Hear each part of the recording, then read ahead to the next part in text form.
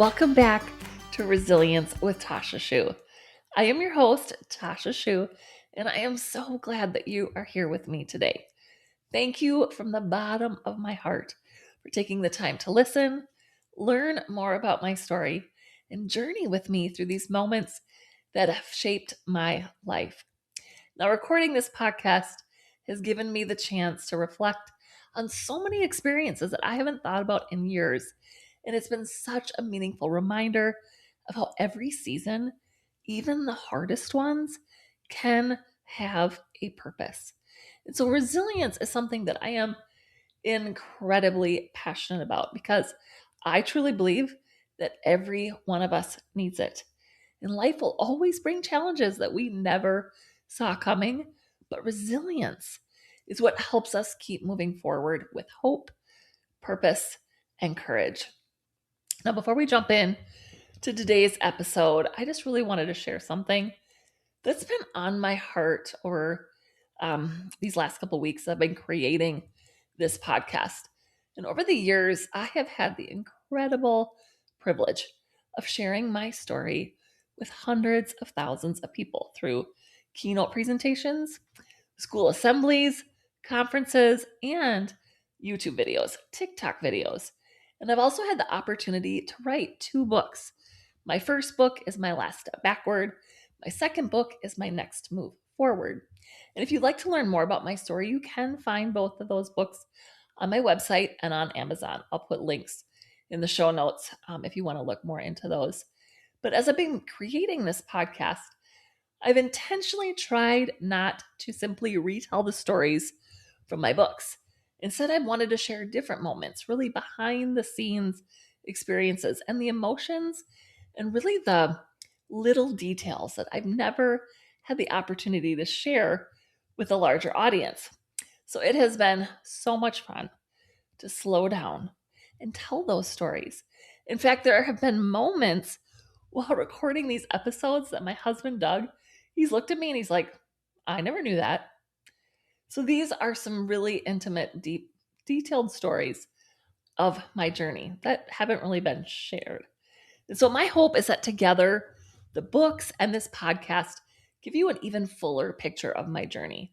Because more than anything, I hope as you listen, my story helps you see that resilience isn't about having a perfect life or avoiding challenges. It's about continuing to grow through them, to push through, to persevere through. And that's why I created this podcast, to share not just what happened, but what I was thinking, what I was feeling, what I was learning, and how those moments shaped the person who I've become today. So in the last episode, I shared about learning how to drive a minivan and everything that experience meant to me. And it wasn't just about getting behind the wheel. It really represented a whole new level of freedom and independence that I wasn't sure that I would ever experience again.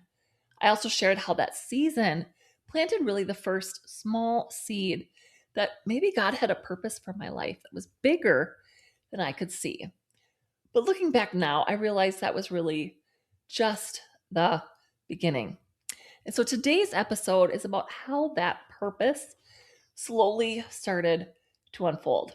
So I'm going to share about changing my major to communication studies, the miracle of discovering that I could still sing after being told that I would never again, finishing my first bachelor's degree, and getting started with my second bachelor's degree, and really my beginning experiences with public speaking.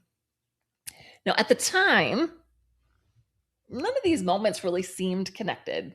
They just felt like one opportunity leading to another. But really looking back, nearly 3 decades later, I can clearly see that each one was preparing me for the life that I'm living today. So let's dive in. Welcome to episode 13, Finding My Purpose. Now, during the last episode, I mentioned a conversation that I had with my with what would be a future communication studies professor, but I was working for him doing some disability research with a professor, Dr. Kelly Harold. And that conversation really happened toward the end of my sophomore year, and it would ultimately change the direction of my life. After a lot of thought and prayer, I decided to change my major to communication studies. And from that point on, I started telling everyone that I was going to become an inspirational speaker. And let me tell you, the responses were mixed. Some people would politely smile and say, "Really?" Others would respond with, "Well, that's interesting." And if you would just bluntly ask, "What are you going to speak about?" And honestly, I could not exactly blame them for their doubts because at that point, my life probably did not look all that inspirational. I was still a college student trying to figure out who I was. I was still navigating life with a fairly recent spinal cord injury. And I did not have a remarkable story of success after my accident, at least not one that anyone could see yet. I mean, and more than anything, I really was still struggling with the roller coaster of emotions from my accident and really the unknowns of each day. But deep down, I just couldn't shake the feeling that this was exactly what I was supposed to do. God had really placed this dream on my heart, and I knew that I needed to give it everything that I had. So, the difference this time with these people's doubts was that they didn't shake me the way they had when I first had told everyone that I was going to learn how to drive. Because guess what? Now I was driving. And every time I got behind the wheel, I became a little bit more confident, a little more confident. I mean, it reminded me of this dream that once really seemed impossible had become a part of my everyday life. So if God had made a way for that to happen, I believed he could make a way for this dream too.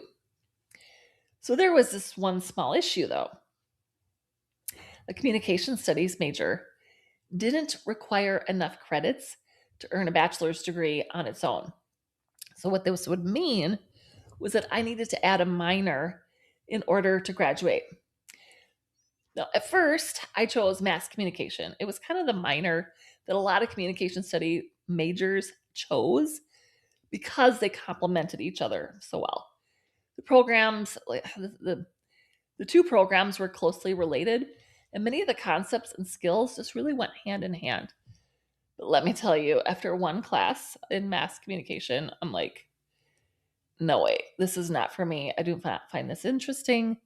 I don't even know where I would use this. So, as I began my junior year, I made another change. I switched my minor to music.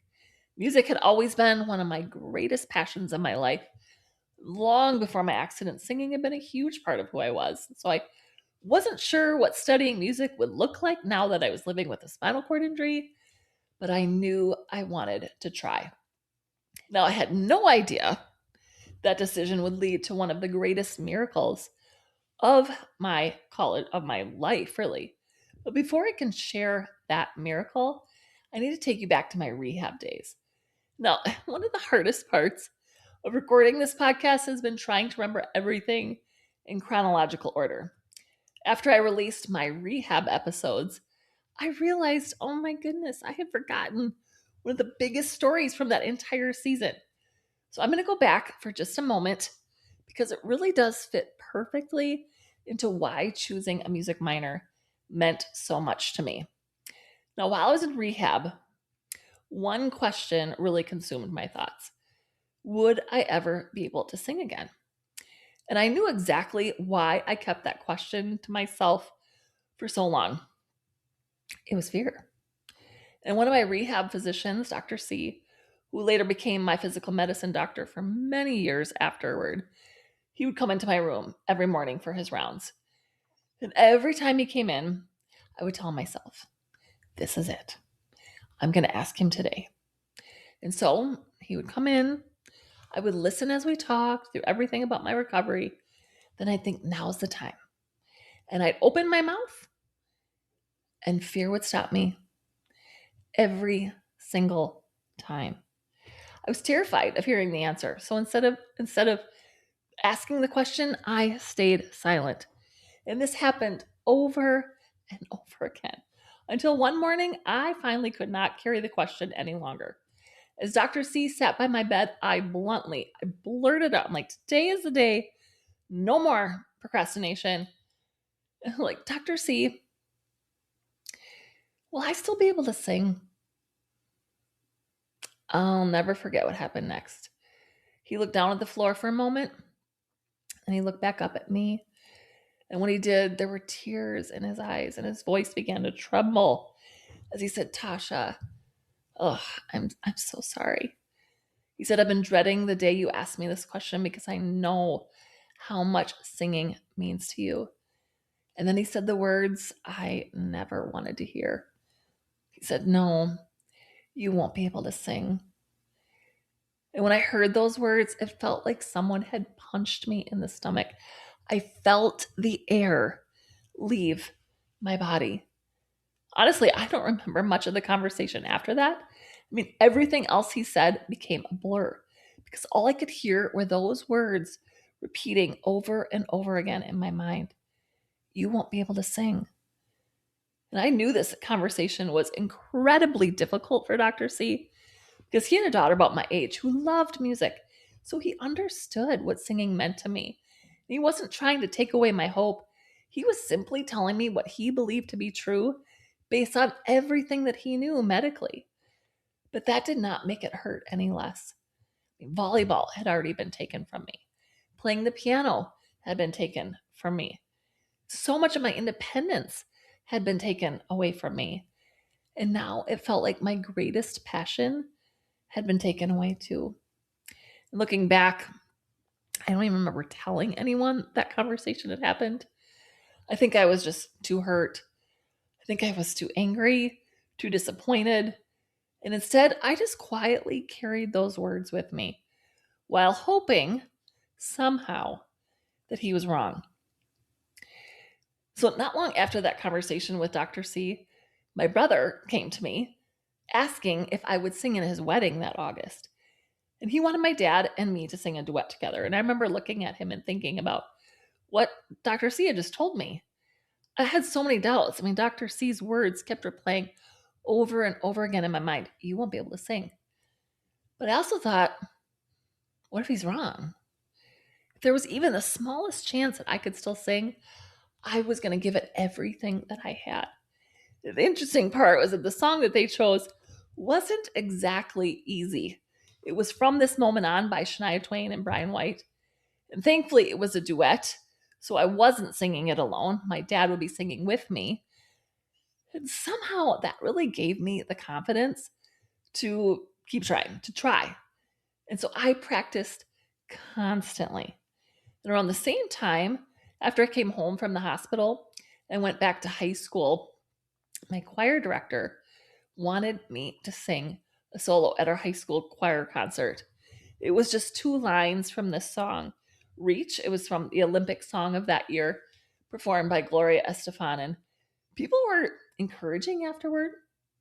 They told me that I sounded good, but honestly, I didn't believe them. I just thought they were just being nice and were grateful that I was back and thought that I was being inspirational by getting up and singing again. And for my senior year, I was back in my high school choir. I even continued singing with the vocal jazz group, which really for my school was kind of an elite group of singers that you auditioned to be a part of. And it's kind of a big deal because only two people out of the school got to be in each section, two sopranos, two altos, and so on. And that year I had a few solos. But I still remember my choir director gently telling me that my voice was not as strong as it had once been before my accident. And so hearing that really only reinforced what Dr. C had told me. And it made me wonder if his prediction was really going to come true. Now, fast forward to college. Now I had changed my minor to music. And I knew this was my opportunity to give singing everything that I had. And as part of the music minor, I was required to join a choir. So I enrolled in the women's chorus at Winona State. And I also had to take 2 years of music theory and begin private voice lessons.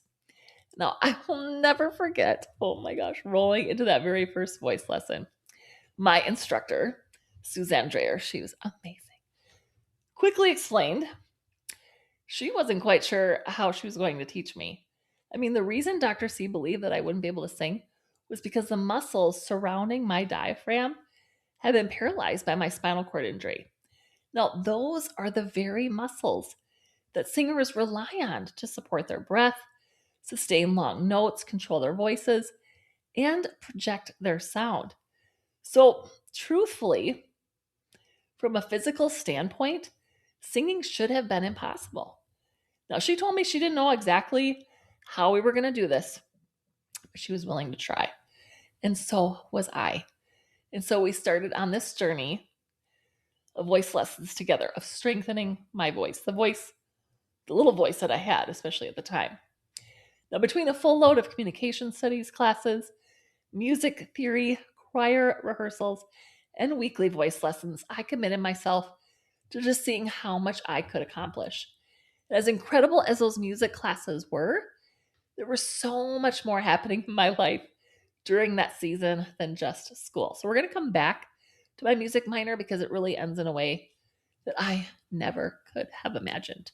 But first, I want to tell you about another important part of my college experience because I really feel like these things are important to my years ahead in my future.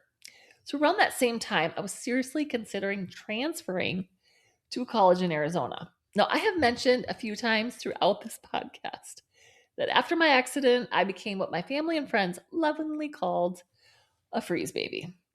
I was cold all the time.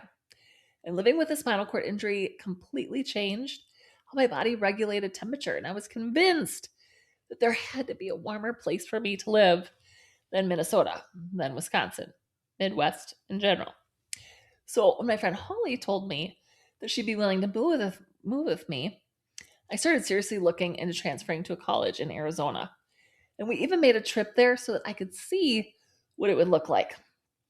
I was pretty convinced that this was going to be my next chapter, that I would finish out my college degree. But our trip did not exactly go the way I expected. Arizona is supposed to be known for sunshine.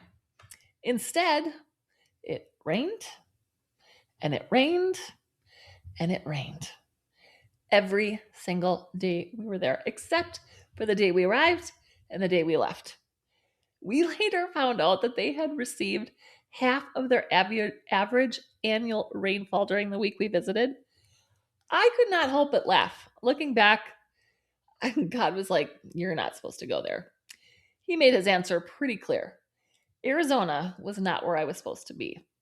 Now, at the same time, my niece Isabel had been born in the spring of the year that I graduated from high school. And so as she got a little older, she started calling me almost every weekend. She'd ask, "Aunt Tasha, when are you coming home? When do I get to see you again? I miss you." And every time we talked, I found myself thinking about what those conversations would sound like if I lived halfway across the country, if I lived in Arizona. Instead of saying, "Oh, I'll see you soon," I'd have to tell her it might be 6 months, or I didn't even know the next time that I would be home. And I could not imagine that. So I decided to stay at Winona State, finish my degrees there. And not long after that, my niece Anna was born, followed by my nephew Cameron. And the more our family grew, the more I realized how much I loved being an aunt. I really wanted to be there for birthdays and holidays and just ordinary weekends and all of the little moments in between because I wanted to be with my family. I just couldn't imagine being away, especially from all these little humans that were so much fun. So yes, I decided I just have to learn to live with being cold because being close to the people I loved mattered so much more. Now, college wasn't just about classes and decisions about my future. It was also about learning to navigate everyday life in ways that I never expected. By my junior year at Winona State, I had transitioned to my third roommate. My sophomore year roommate had decided to move back to California. And so I was nervous because we got along so well. I thought, oh my goodness, I have to find someone new. But then I did, and everything seemed to be really falling into place. Or so I thought.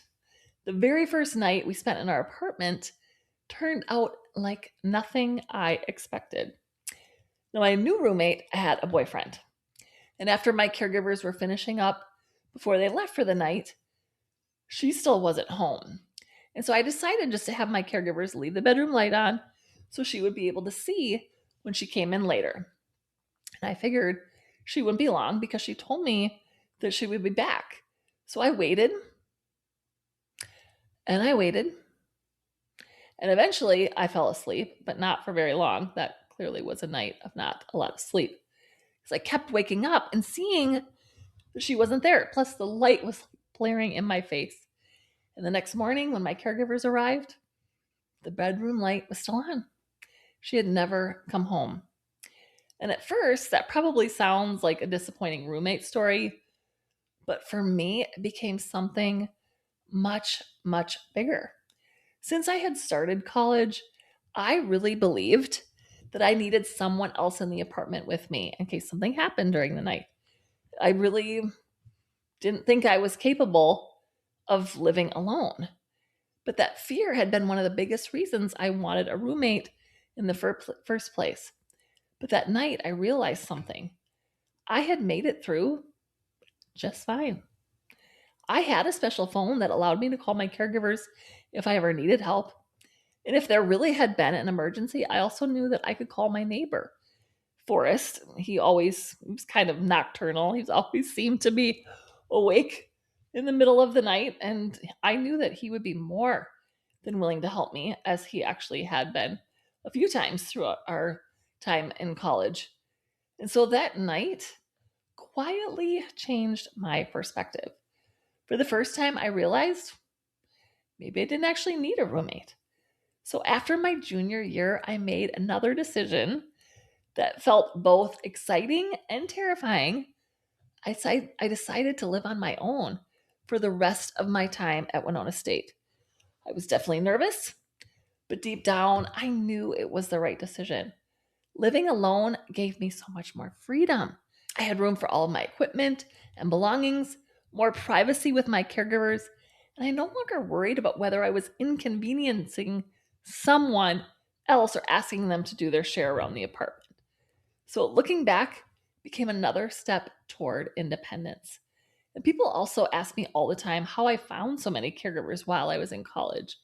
Most people assume that they were all nursing students because Winona State did have an amazing, well known nursing program. And so some of my caregivers were nursing students, but many of them, actually, most of them, weren't. I had caregivers who were studying English, music, special education, and all kinds of other majors. And it was kind of cool. My hiring process, I kind of figured out on my own. It's actually pretty simple. Whenever I needed help filling a shift, I'd make flyers, hang them on the campus bulletin boards saying I was looking for caregivers. And somehow it always worked. Now, was it stressful sometimes? Yes, absolutely. There were plenty of moments when I wondered if I would find someone in time, but it always worked out.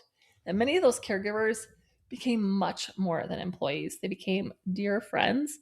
In fact, some of them are still very special people in my life today. And I'm so grateful that that worked out so well during that season and actually continued that even later in life.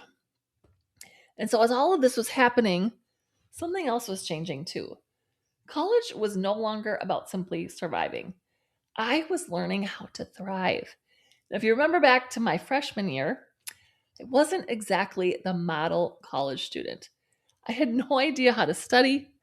I spent more afternoons than I would like to admit watching soap operas instead of doing my homework.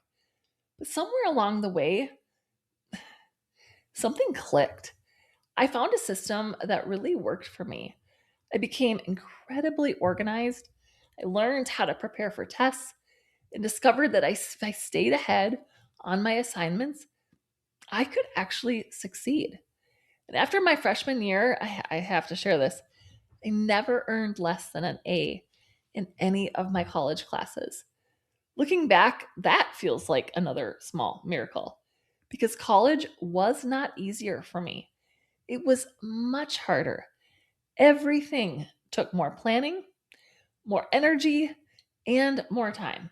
And one thing my disability never allowed me to do was to pull an all nighter. My caregivers came at the same time every evening. So by the time they arrived, my papers had to be written, my homework had to be finished, and everything I needed for class the next day had to be printed and packed. There was not an option to stay up until 2 in the morning like all of my other classmates, hoping I'd figure it out. Instead, my disability forced me to become disciplined. It forced me to become organized. And I think those habits really ended up becoming some of my greatest strengths. I can look back and see that now of how that helps me today. And so my music classes presented even more challenges. At that point, I was not able to handwrite my music assignments or theory work. So the music department actually worked with me to find adaptive software that would allow me to complete my homework, that would allow me, because music has to be written on a music graph. And so I couldn't just write it out on a piece of paper. So during my music theory test, another music student served as my scribe, writing exactly what I dictated. Now, everything required extra effort, extra planning, extra time, far more than it did for the average student. But I had become determined to do my very best. And maybe this was part of my perfectionist side beginning to show, or maybe I was just simply determined not to let my disability decide what I was capable of. Either way, all of that work paid off. And it was also during this season that my friend Ryan approached me again about giving dating another chance. Now, we had continued to grow in our friendship. We spent a lot of time together. And during those years, he had actually dated someone else for a while. And I'll admit it wasn't very easy for me to watch. But more than anything, I really did. I wanted him to be happy.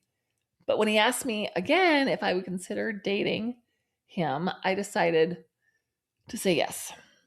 Now, even though fear still had a pretty strong hold on me, we went on a couple dates. I genuinely wanted to see if I was ready. But after those first few dates, I realized I was not. The fears surrounding disability, the fear of rejection, and really allowing someone to get that close to me were really way more than I could handle. So once again, I had to tell him, I'm so sorry. I like you, but I am not ready. Now, there was something else that changed during those college years that meant just as much to me as my grades. Speaking of friends, my friendships. Earlier in this podcast, I shared how lonely I felt when I first arrived at Winona State. And I remember hoping people would come and knock on my dorm room asking me to be their friend. Now, it seems a little naive now, but that's exactly what I expected. Instead, I had to learn that friendships don't usually happen that way. I had to get out, I had to get involved, and that allowed me to meet some amazing people and allowed these friendships to grow over time. And that's exactly what happened because before I knew it, I was surrounded by people who genuinely cared about me. It was so different from high school. Some of my closest friends came through church, came through university, came through my family, some through my classes, some were caregivers, really who became my caregivers actually really became much more than employees. We became so close. And Brooke, she continued to be one of those people. She was still one of my caregivers, but she also had become one of my dearest, dearest friends. And so I am just so grateful for all those people in my life. And even my relationship with my sister Angie grew so much deeper during those years. After everything my siblings had been through with my accident, And then my parents' divorce, we really found ourselves leaning on each other in a way that we never had before. And so she lived back in Ellsworth, where I had grown up. So her and I would talk on the phone a lot, and then I would spend a lot of my weekends with her when I was home. I would visit her, I would spend time with her and Isabel and Anna, and later to be Ella, my third niece. But for the first time in a long time, I felt like I had people that I could be completely honest with. People who encouraged me, people who showed up, people who simply loved me for who I was.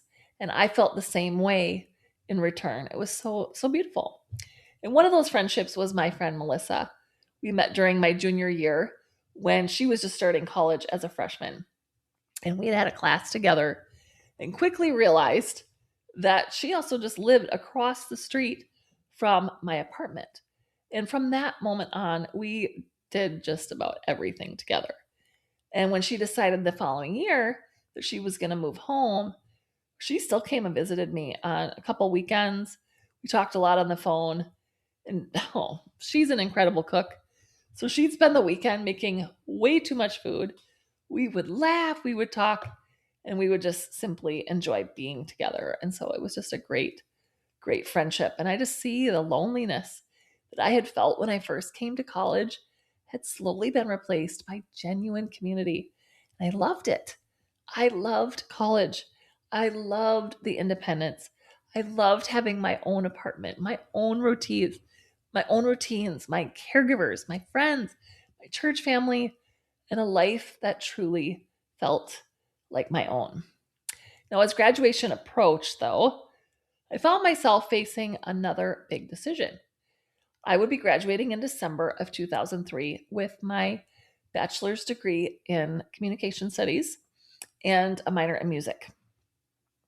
But I didn't feel finished. The more I learned, the more I wanted to continue growing, not only in speaking, but also in my faith. And so I really made the decision to pursue a second bachelor's degree in theology. And this was a challenging decision because finding a program was not easy. At the time, there were very few options. I mean, there's tons of options today, but I eventually found a program. It was a night program that would allow me to continue my education. It was the only night program out there. But thankfully, that decision also meant another major change. I would be moving back home with my mom.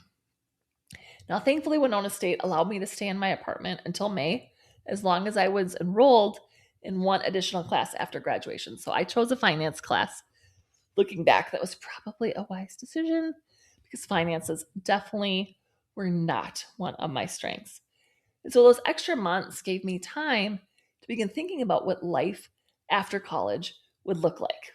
And so I started looking for opportunities to share my story and really explore what speaking might become, all while preparing for my next chapter.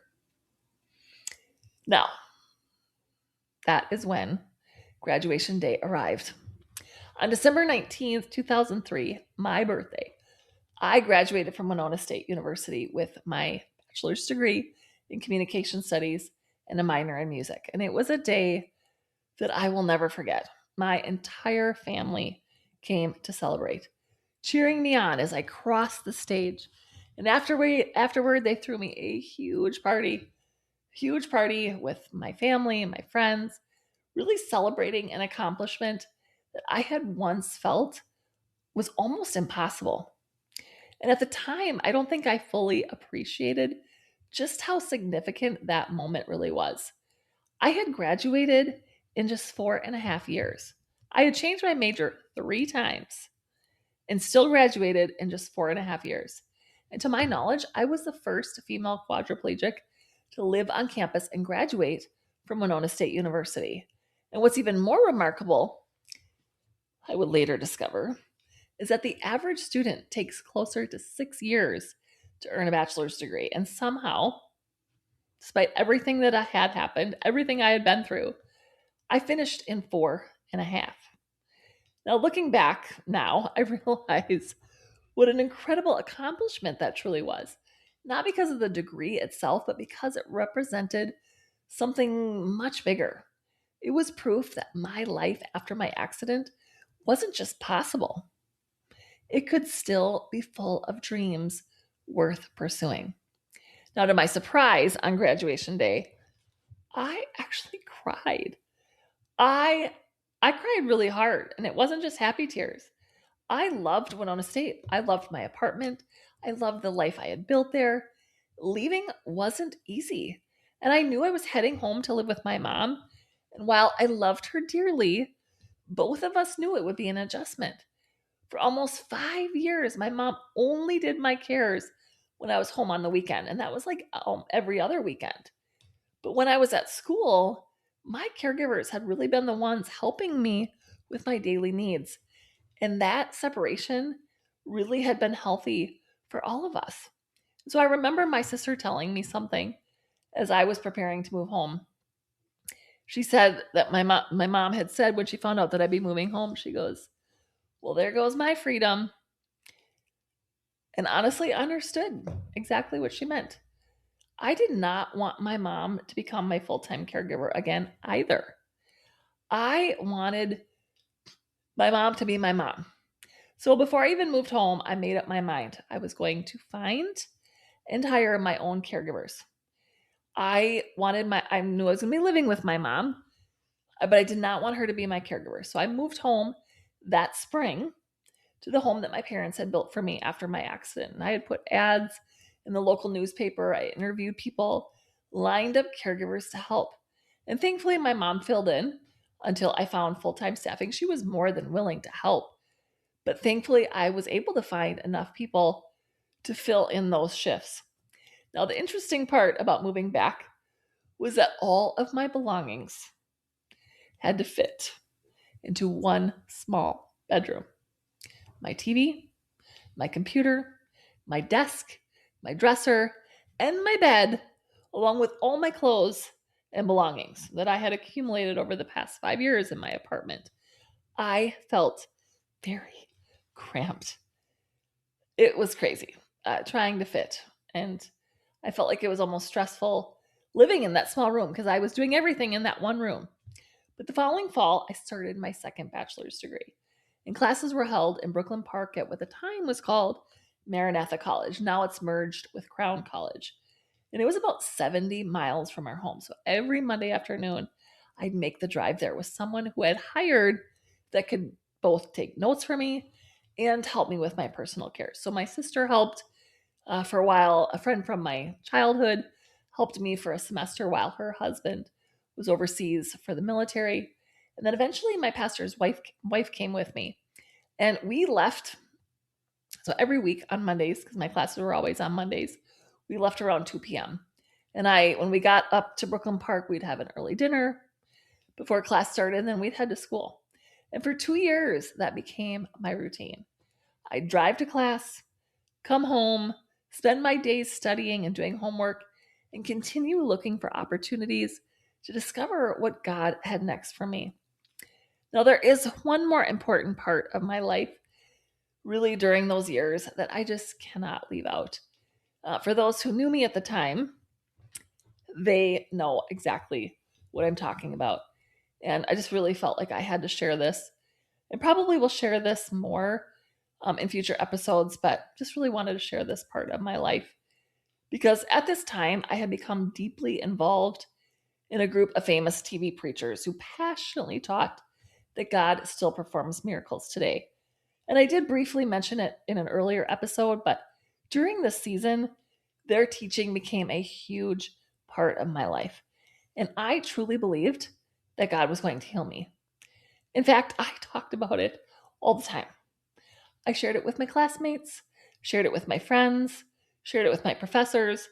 I shared it with anyone that would listen. And I believed that if I simply had enough faith, God would allow me to walk again. Now, looking back now, I can see how much pressure that belief put on me. Because if the miracle wasn't happening, then maybe I just didn't have enough faith. And at the time, though, I didn't see it that way. It was really one of the reasons that I wanted to continue studying theology. I wanted to understand faith. And more than anything, I wanted my miracle. I needed to walk. And as strange as that might sound to me now, it was a huge part of my daily life and something I thought about almost constantly. Now, what's interesting is that while I was waiting for the miracle that I thought I needed, God was already doing countless miracles that I couldn't yet see. My life was becoming full again. The depression that had followed me for so many years was now slowly lifting. I loved my friends. I loved learning. I loved serving others. And life was genuinely becoming good. But deep down, I still believed that real happiness would only come if I walked again. Now, it would take me years to understand that God had been working miracles in my life all along, just not the miracle that I wanted or expected or was believing for. But as I worked toward my second bachelor's degree, I also started speaking part time. At first, it was whatever opportunities came my way. Maybe it was a church event, or I did a lot of classroom presentations. I would go into classrooms and I would talk about disability awareness. I would talk about how the media often portrays people with disabilities very inaccurately. I did that. That was so much fun. And of course, I shared a lot of opportunities just sharing my story. But more than anything, I was doing this because I wanted the experience. I knew that every opportunity to speak would help me become a better speaker. And I hope that as more people heard my story, that would in turn create more opportunities, that they would then invite me to share it with others. And then one day I received an invitation that meant so much to me. The rehabilitation unit at St. Mary's Hospital, where I had spent nearly 5 months after my accident, invited me to speak to their current patients. Now, I cannot even describe what an honor that was to return to the very place where my life had once felt so uncertain, not as a patient, but as someone who could offer hope.